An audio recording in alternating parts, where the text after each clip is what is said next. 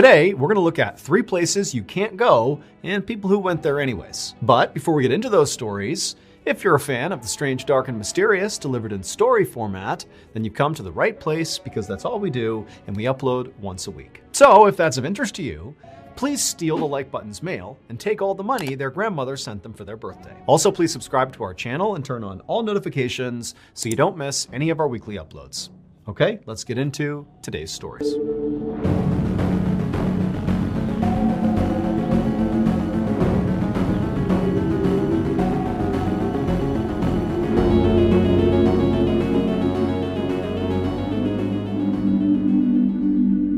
Around 11:30 a.m. on August 14, 2005, 2 Greek military fighter pilots flew in their jets high above Athens, Greece, following behind a Boeing 737 commercial airplane. This commercial airplane was Helios Airways Flight 522. It had left Cyprus at 9 a.m. that morning with 121 people on board, and it was scheduled to have landed in Athens 45 minutes earlier. But instead, shortly after takeoff, Flight 522's pilots had stopped responding to air traffic control, and now the plane was just circling right over the city. And so at some point, the military became concerned that perhaps Flight 522 had been hijacked, and at some point, the hijackers were going to crash the plane into a city. And so in response to that, they had sent up these 2 fighter pilots to see what was going on. Now, when the 2 fighter pilots arrived on station in the air right behind Flight 522, at first, they couldn't tell what the issue was. There was no fire or visible smoke or any damage to the aircraft. And so the 2 fighter pilots in tandem flew up alongside the plane so they could look inside the windows. And when they did, and they saw inside to the actual fuselage, they saw all the oxygen masks were dropped down in front of the passengers, and all the passengers had the masks on. However, all the passengers were passed out. They were slumped over with these masks strapped to their faces. Now, the fighter pilots had no idea if these passengers were unconscious, dead, or some combination. But for right now, all they cared about was, are the pilots conscious and able to fly this craft? And so the 2 fighter pilots flew up until they were parallel with the cockpit, and they looked in the window, and they saw not the pilots. They saw the oxygen mask drop down, but the pilots were not there. Instead, they saw this one guy who was clearly not a pilot. He was not in a pilot's uniform, looking out the window at them, just waving, just some random guy. And so the 2 fighter pilots had no idea what to make of this. Before the fighter pilots could even begin to react to whatever was going on here, this random guy in the cockpit looked out at one of the fighter pilots and just began gesturing down with his index finger, and then a moment later, Flight 522 began to descend. To fully understand what happens next, we need to go back to just before 9 a.m. on the same morning. So 9 a.m. was takeoff, and right before, the crew of Flight 522 did their routine safety checks of the aircraft, and they determined that the craft was ready for takeoff. However, they had actually missed one crucial thing. There was a knob on this aircraft that was switched to the wrong setting by a maintenance person right before takeoff, and nobody had noticed, so it wasn't put back to where it needed to be. And so, Flight 522 wound up taking off on schedule, and at first, everything was fine, totally normal. But about 2 minutes into the flight, all these alarms began sounding on the aircraft, and then the oxygen mask dropped from the ceiling. And the reason for that is that knob that had been set to the wrong setting controlled how much breathable air was in the aircraft during flight. It basically had been switched to off, so there was nothing to breathe in the airplane. And so by the time these masks were dropping down, people on the plane were already passing out, including the pilots. They were passed out pretty much immediately when those masks came down. And so it's absolutely chaos in this plane. Everybody's passing out, except for one person, 25-year-old flight attendant Andreas Prodromo, who, when the masks came down, he was awake, he was conscious, and instead of grabbing one of those masks from the overhead, he managed to connect himself to one of the emergency oxygen tanks. Now, the reason that's very important is the masks that drop down on an aircraft have a very limited supply of oxygen. But Andreas, who was actually training to be a pilot, was aware of that, and he put on this emergency oxygen tank, which had way more oxygen to it. And so suddenly he's breathing a much longer air source, and he's looking around the plane, and everybody's passed out except for him. Now, we don't know at what point he learned this, but at some point, Andreas would have noticed as he's breathing on this emergency oxygen tank that out the window he would see the plane is just flying in circles. And it would have dawned on him that not only are the passengers out, but very likely so are the pilots. And so literally there's nobody flying this plane. And so he had a decision to make. Either he was going to just sit here until the plane crashed, or he was going to do something, like try to fly the plane. And that's what he ultimately decided to do. And so Andreas stood up, he took his oxygen tank, and he headed into the cockpit, and after moving aside the unconscious pilots, he attempted to fly this plane. And so the two fighter pilots who flew up alongside the cockpit and looked in and saw that one random guy who was waving to them, that was Andreas. And unfortunately, despite the fact that Andreas was training to become a pilot, he was not remotely qualified or skilled enough to fly a big Boeing 737. He had no idea how to fly this aircraft. And making the situation even worse is very shortly after Andreas entered the cockpit, the plane ran out of fuel. And so it left its automatic holding pattern that it had been in, flying in circles, and just automatically began trying to descend. But that required pilot input to land the plane. But Andreas knew he couldn't possibly land this plane successfully. And so as the plane automatically began its descent down towards Athens, this huge city full of people, Andreas did the one thing he could do. He took one last look at one of the fighter pilots outside the window, and he gestured to them that the plane was now beginning to descend. And then Andreas, he grabbed the yoke of the aircraft, and he intentionally banked it to the left, basically flying the plane away from Athens, and he guided this plane into an unpopulated hillside where it crashed. Andreas and all 120 people on that plane all died in the crash. However, because of Andreas's heroic final act of steering the plane away from Athens, not a single person on the ground was hurt.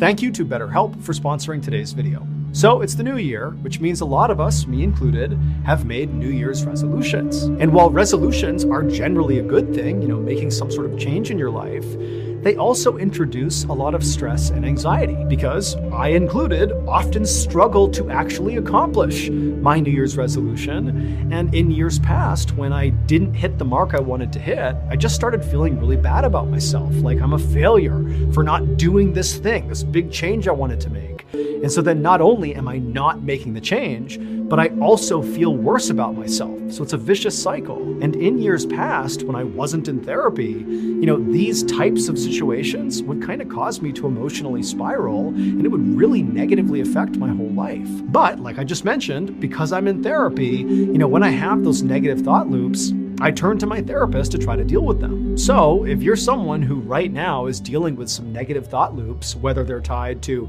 failing to adhere to your New Year's resolution or tied to something totally different, you really ought to consider giving therapy a try. And a great, highly accessible, highly reviewed option for therapy is BetterHelp. BetterHelp is a fully online therapy service, which makes the whole process a whole lot more comfortable and convenient. All you do is fill out a brief questionnaire online, and then they'll match you with a qualified therapist in as little as a couple of days. The therapists on BetterHelp are a diverse network of over 30,000 licensed professionals with a wide range of specialties and backgrounds. And the best part is, if the therapist you get matched with is not a great fit for you for any reason, you can switch therapists at any time at no additional cost. Start fresh any day of the year.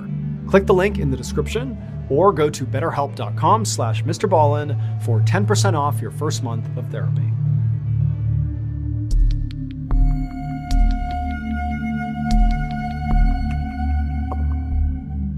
On the evening of February 1st, 2009, a 32-year-old man named Luo Jinfa stood in the doorway of his apartment in Taiwan, waiting for his landlord to finish lecturing him about being late on his rent. Luo had just moved into this apartment 2 months earlier in December, and this was not a very nice apartment. It was a cramped downstairs unit with no air conditioning, so it was really sweaty and awful in there most of the time, but it was all Luo could afford. He wasn't working right now and knew this was the best he was going to get. As the landlord continued to berate Luo about how he was totally within his rights to evict Luo if he didn't pay him, how he'd already given Luo an extension, and what's going on here, you got to get your act together. As all that was happening, Luo just was totally quiet and just was waiting for the landlord to be quiet. Because at this point, Luo didn't really care about the rent side of this discussion. He just wanted his landlord to be quiet so he could ask him a very strange but important question. And finally, after about 5 minutes of the landlord just ranting, the landlord stopped for a second to try to calculate how much interest he could potentially charge Luo. And as the landlord began scribbling notes on his notepad, Luo saw his opportunity. And he said, "Excuse me, I don't mean to interrupt, but I actually need to ask you something." And the landlord was sort of caught off guard by the way Luo was approaching him. The landlord thought he was intimidating Luo, so the idea that Luo was now gonna, interrupt him and go a different direction with this conversation felt sort of disrespectful. But the landlord looked at Luo like, "What question could you possibly have?" And Luo just said, "Do you know if anyone's been murdered inside of my apartment?" After Luo asked the question, the landlord just stared at Luo like he didn't really know how to process this question at all. But then after a moment, this look of shock disappeared, and once again, the landlord was just annoyed with Luo and said, "You know what? I know what's wrong with you, but I'll be back in a month, and you better have your rent." And then the landlord just turned around and walked away without answering Luo's question. Now, Luo was pretty stressed out about paying the rent. He had no money and had no idea how he was going to pay his landlord in a month. But the much more pressing issue in Luo's life were the very strange things happening inside of his apartment, which is what prompted him to ask that strange question to his landlord. And so not getting an answer to that question just made this whole situation that much more stressful for Luo. And so after the landlord disappeared down the hall, Luo kind of hesitantly turned back around and went back inside his apartment and shut the door, and immediately he just felt terrified. 1 month later, on March 2nd, 2009, a day after the rent was due, Luo's landlord had still not received rent from Luo, and so he spent that entire day, March 2nd, calling Luo, trying to get him on the phone to be like, "Where's my money?" But Luo wasn't answering his phone, and so eventually the landlord went to Luo's apartment and knocked on the door. Eventually, when Luo didn't come to the door, the landlord just used his own key to let himself in. Now, the landlord didn't really know what to expect when he walked inside of Luo's apartment. All he knew was that Luo was kind of a weird guy, and he certainly wasn't paying rent, and his general impression of Luo was definitely a bad one, and so he kind of expected the apartment to reflect the negative things he thought about Luo. But when he stepped in there, even the landlord was shocked at what he saw. The apartment was in total disarray. Furniture was all over the place and stacked up against the walls in weird arrangements, and there were all these bottles of empty alcohol all over the place. There was a freezer that Luo had moved to the middle of the living room floor. The place just was a total mess and just kind of all over the place. But the thing that really creeped the landlord out the second he walked in there was that all over the walls were these yellow and red pieces of paper with prayers written on them that had been stabbed into the wall with individual knives. Like Luo had taken a prayer and stabbed it to the wall over and over and over again, all over the apartment. Now, the landlord had no idea what to make of any of this. He just knew he was done with Luo. He was evicting him. And so he quickly searched the apartment just to make sure Luo was not really in here, and he wasn't. The apartment was empty. And so after that, the landlord just left the apartment. He locked the apartment. He went and got a new lock at the hardware store, came back, replaced the lock, and was determined to never let Luo ever come back. And in fact, Luo would not come back. The landlord never had to worry about, telling Luo to stay away. He just never came back. And for months, Luo's old apartment just sat empty. Fast forward 7 months after the landlord went inside of Luo's apartment, and the landlord's brother approached the landlord and said, "Hey, can I rent out that apartment? No one's using it." And the landlord said that was fine, but the brother would have to clean up the apartment because nobody had touched it since Luo had lived there. So a couple of days later, on October 18th, the landlord's brother, along with the landlord, met at Luo's apartment. They went inside and they totally cleaned it out. Basically all the furniture and the lamps and everything in there, some of Luo's old clothes and things he had left behind. They took it all out of the apartment and they loaded it into a truck and they drove to a nearby recycling facility where they sold whatever they could and then dumped the rest, and then they left. However, when the workers at the recycling facility began processing some of the junk that had been left behind by the landlord and the brother, they made a discovery that immediately made them stop and contact the police. It would turn out Luo had not actually abandoned his apartment. In fact, he had never left his apartment. So Luo had become totally convinced that his apartment was haunted by a ghost. At night, he would hear walking around above him, even though he knew nobody actually occupied the apartment right above him, and so the footsteps didn't make any sense. And then sometimes he would claim that he would see these shadowy figures wandering around inside of his apartment.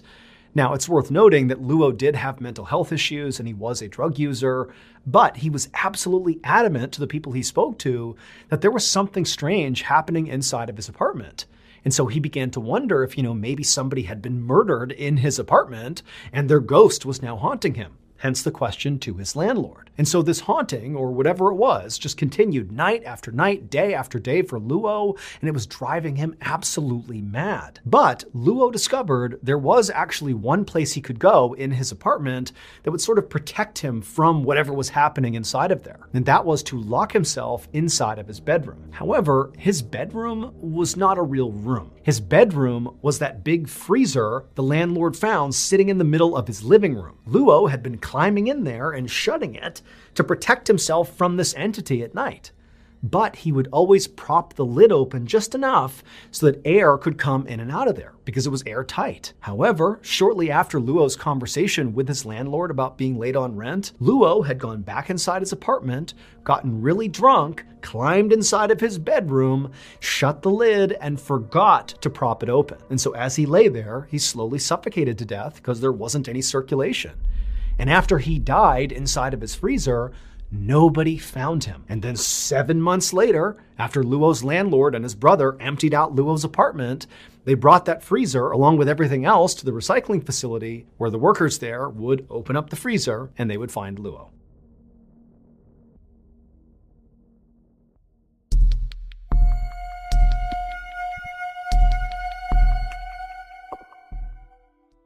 On August 4th, 2019, a 28-year-old man named Sombora left his farm in rural Cambodia and headed off into the jungle. His goal that day was to climb the nearby Chakrai mountain and try to harvest as much bat guano as possible. So bat guano is bat poop, and it makes excellent fertilizer.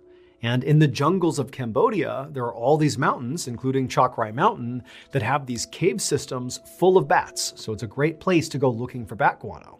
And Sum and his family, they would go out there and harvest as much as they could in order to support their farm. This is kind of like their main business. And so on this particular day, Sum was not just going to climb this mountain and go into random caves and hope for the best. Today, his mission was to go to one cave in particular that he knew had a ton of bat guano inside of it, mostly because the other people in the area that went out harvesting bat guano, they wouldn't go into this cave.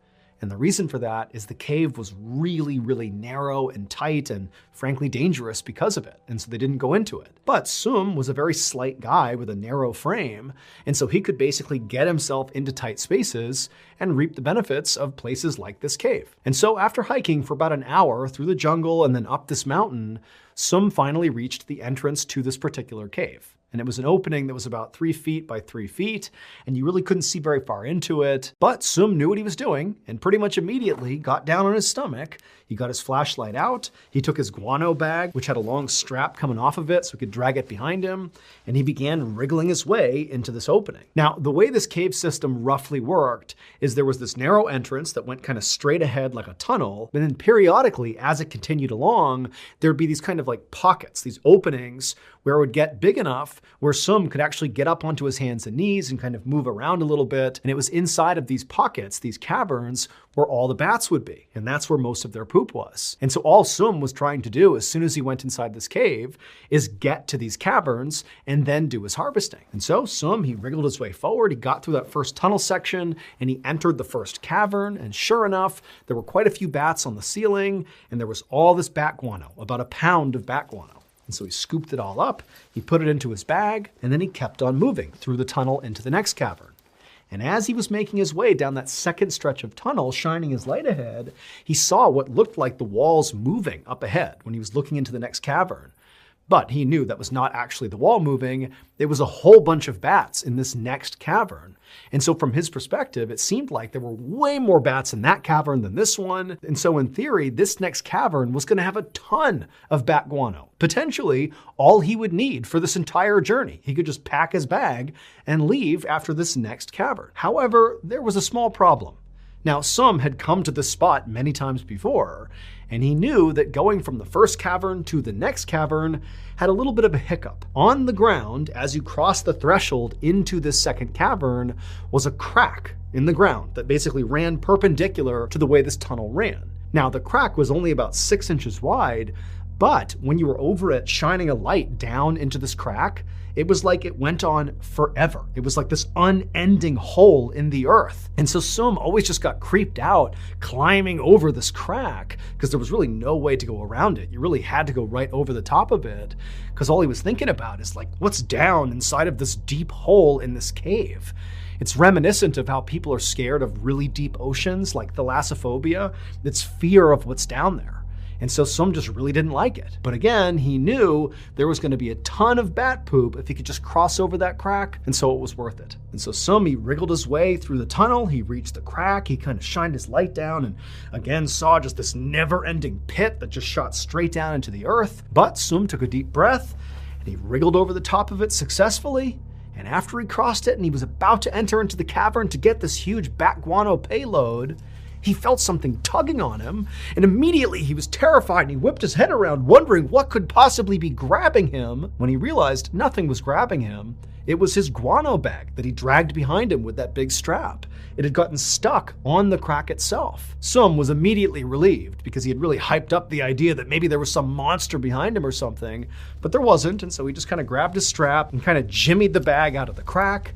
But as he did, he lost his flashlight. So he's moving the bag and he kind of fumbles the flashlight, and the flashlight rolled backwards into the crack. And as soon as this happens, Sum is watching with horror as he's seeing the light kind of jostling around as it tumbles down into the crack, but then it comes to a stop. Like it didn't just fall endlessly into the earth, it got wedged at some point, and the light from the flashlight was actually shining straight up.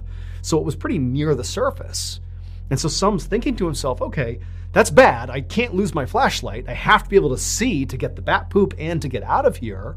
But let me just turn around and I'll reach into that horrible crack and I'll get my flashlight and everything will be okay. And so Sum carefully backed back down across the crack. And when he was looking straight down into the crack, he could see the flashlight. And it was wedged, pointing straight up, maybe 1.5 feet or 2 feet down. Now, Sum did not want to reach his arm into this crack for all the reasons he was scared of the crack. Like, he doesn't know what's down there, but he really needs his flashlight. And so Sum kind of backed himself up and mentally prepared himself and then reached into the crack and began blindly reaching down, hoping to grab this flashlight and yank it out as fast as he could. But as he reached, he couldn't quite get to the flashlight. And so he began turning and twisting his body and forcing his shoulder deeper and deeper until finally he could touch the flashlight. And then finally, right as he grabbed the flashlight, something happened. That night, Sum did not return to his farm. Now, his family was not actually that worried about it because it was not uncommon for Sum to go out on these guano foraging adventures and be gone for, a couple days at a time. However, after another 2 days went by and still Sum had not returned, his family started to get worried. And so ultimately, Sum's brother decided to go out and look for him. Sum's brother had often collected guano with Sum in the past, and so he knew roughly where Sum liked to go, including Sum's favorite spot, that cave up in the mountain. And so when the brother went out looking for him, pretty quickly he found himself in that favorite spot. Now, Sum's brother was about the same size as Sum, and so he too could navigate this very tight tunnel. And so that's what he did. He got down on his stomach, he had his flashlight out, and he yelled into the cave for Sum, but there was no answer. And so he eventually made his way to that first cavern. He didn't find Sum. He kept going, and right as he was about to hit that second cavern, as he shined his light ahead, he saw there was a bag on the ground, and it was his brother's guano bag. And so he knew his brother had to have come here, and he began yelling out for his brother, but there was no answer. And then right as the brother paused for a second just to listen, he heard a faint cry, a human cry. And he called out, like, "Is that you, Sum?" And again, he heard another cry. But he's looking around and he can't see Sum anywhere. And so the brother just continues shimmying his way towards that second cavern. And right as he begins to cross over that crack, he hears the cry again, and it's coming from right below him. It's coming from the crack. And the brother takes his flashlight and shines it straight down into that crack. And there, in the crack, was Sum. He was wedged all the way inside of the crack. It would turn out, a few days earlier, when Sum was in this cave reaching for his flashlight, he couldn't quite get his fingers around the flashlight. And so he kept turning his body more and more until his body was parallel with the crack itself. And then finally, right as he's leaning down and he gets his hands on the flashlight, he rolled and fell into the crack. His whole body basically perfectly fit into the crack, and down he went several feet where he wedged into the crack. And then once he was wedged down there was nowhere to go. He was absolutely trapped. And so Sum laid in this crack for days, having no expectation he was going to get out. He was totally wedged, no food, no water. He was going to die, and he knew it. In fact, he actively wished he had a knife on hand so he could take his own life. But luckily for Sum, his brother would find him, his brother would go and get help, and on the 4th day of Sum being trapped inside of this crack, rescuers were able to pull him out, and he would make a full recovery.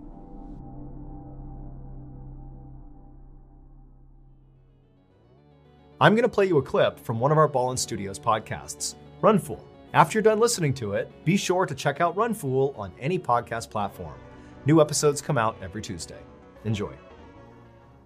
Sometimes colleges invite me to give their students lectures on writing, or horror, or whatever else it is I pretend to be an expert on. They're fun gigs. I fly out, stay in a hotel on their dime, and inspire the next generation of creatives. It's good for the soul, usually. But last March, a trip to the University of Kansas left my soul feeling deeply troubled. It was late when I landed, and a sophomore who worked at the student union gave me a ride from the airport. Christine was quiet, and she didn't seem to be a horror fan. Just a young woman doing her job. At least I thought so. Until she took a detour and pulled over by a cemetery. It was lit by moonlight and surrounded by a barbed wire fence to keep people out. Or maybe to keep something terrible in. Yeah, my horror brain was kicking into gear. I asked why we'd stopped. Christine told me this was Stull Cemetery, the most haunted place in all of Kansas. She wanted me to check it out. I told her, kindly, that I'd rather not go ghost hunting. I was tired, and in my line of work, if you've seen one haunted cemetery, you've kind of seen them all. I thought she'd laugh, but Christine told me this one was different. Then she gripped the wheel and asked if I was religious. Something was off about this girl. She wasn't dangerous, exactly, but there was a pathetic need radiating off of her. So I said sure. I was a believer. I believed in a higher power, in right and wrong, but I wasn't a scripture fanatic. Maybe that's why in my wilder years, a few of my execs had said I was going to hell. Now Christine laughed, bitterly. She told me I didn't want to go there. She knew for a fact it was worse than I could ever imagine. My eyes went wide as Christine told me. That's why she'd brought me here. Because deep within this cemetery, in the ruins of a chapel, there was a stairway to hell.